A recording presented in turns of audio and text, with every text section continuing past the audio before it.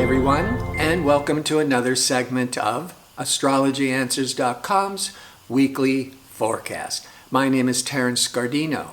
The week begins on Monday, April the 13th. This week overall is a lot calmer, a little bit more upbeat after all of the craziness, especially last week with the full moon. Now, on Monday, there aren't any important planetary events other than the moon that sets the emotional public tone is in practical stoic Capricorn.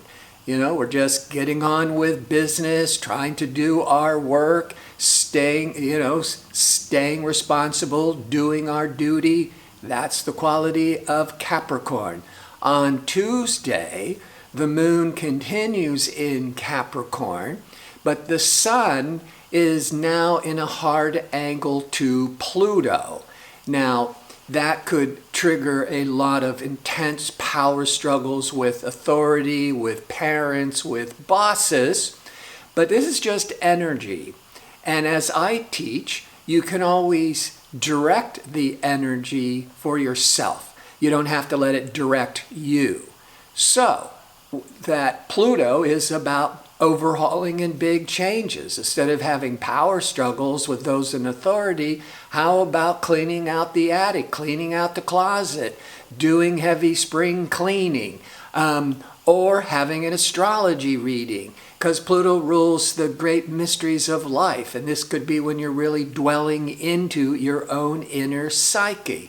Also, the moon in Capricorn by midday in the Pacific Standard Time is going to be crossing over expansive optimistic Jupiter, but also Pluto. So we're going to have the moon to Pluto, the sun to Pluto. So you don't want to get caught up in the darkness of Pluto. You want to bring light to a lot of positive changes from home repairs to your inner psychic repair. On Wednesday, now the moon has moved into Aquarius for a couple of days. Aquarius is more friendly, group-oriented, it's more futuristic, could be opening up our minds to new solutions, new ways of dealing with this whole pandemic. And the sun is now moved off the dark Pluto and is now triggering the bright light of Jupiter. Jupiter is the largest planet in the zodiac. It's about expansion and growth. That sun, Pluto, can certainly awaken some optimism, some hope. It's on a more everyday level, good for studying, good for working on your website, and putting on more content, because Jupiter is also about teaching as well as promoting and marketing. And that Sun Jupiter, you could be feeling a little bit more hopeful on Wednesday. On Thursday, there aren't any astrological transits other than the moon is continuing in Aquarius.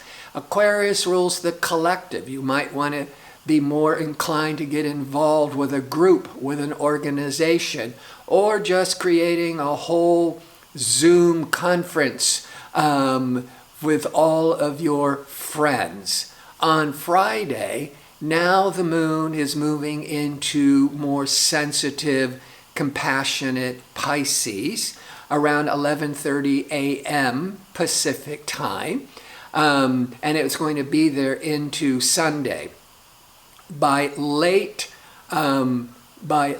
Friday or into early Saturday, so from late Friday into early Saturday, discerning, communication, thinking Mercury is going to be in harmony with social harmonizing Venus.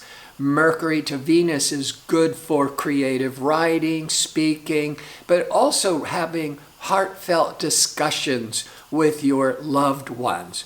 And it can awaken more romantic thoughts. as we go into Saturday. Oh, and don't remember, on Friday and Saturday, the moon is in Pisces. Pisces wants to merge. Once it's all, it seeks out comfort and unconditional loving energy. So that Mercury-Venus from Friday night, early Saturday, can be a very romantic time. And then on Saturday, the Mercury moves another degree, and now it's in harmony with ambitious, assertive Mars. Mars is about heat and fire, and it's in harmony with Mercury. And your Mercury, what's on your mind, is in the sign of Aries. Aries is the sign ruled by Mars. Aries are adventurous, courageous, taking bold action, and it's in harmony with the ruler of Aries, Mars, the warrior. So this is a great day for a lot of planning, discussing, thinking, but really acting. That's the Mars, on your plans and acting on solutions to brighten up your day. Sunday, the sun that has been in Aries, fiery, impatient, adventurous Aries for the past 4 weeks. Now the sun on Sunday enters into 4 weeks with Taurus.